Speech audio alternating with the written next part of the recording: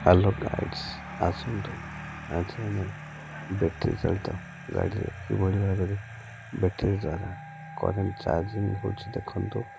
ଏବଂ battery charging ସରିଲା ପରେ ବ୍ୟାଟେରୀ ଗାଡ଼ି ଏହା ପୁରାପୁରି ଭାବରେ ପ୍ରସ୍ତୁତ ହେବ ଚାଲିବା ପାଇଁ।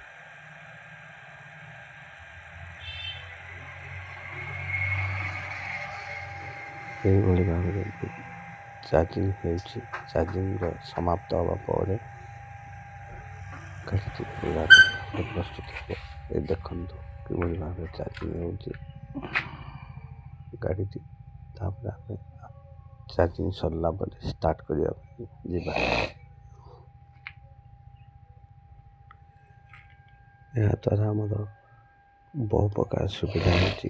ଲୋକାଲିଟି ଭାବରେ ବୁଲି ହେବ ଏବଂ ପେଟ୍ରୋଲର ଚିନ୍ତା ନାହିଁ, କାହିଁକିନା ପେଟ୍ରୋଲର ଯେଉଁଭଳି ଦରଦାମ ବୃଦ୍ଧି ହୋଇଛି, ଏଥିରେ ବ୍ୟାଟେରୀ ଗାଡ଼ିଟି କିଣିଲେ ଆପଣଙ୍କର ଆଉ ବ୍ୟାଟେରୀ ଦ୍ୱାରା ଚାଲିଲା, ଯାହାଫଳରେ କରେଣ୍ଟର ଦ୍ୱାରା ଚାଲିବା ଦ୍ୱାରା ଆଉ ପେଟ୍ରୋଲର ଚିନ୍ତା ନାହିଁ ଏବଂ ଲୋକାଲିଟିରେ ଏହା ଭଲ ଭାବରେ ଚାଲୁଛି ଦେଖନ୍ତୁ।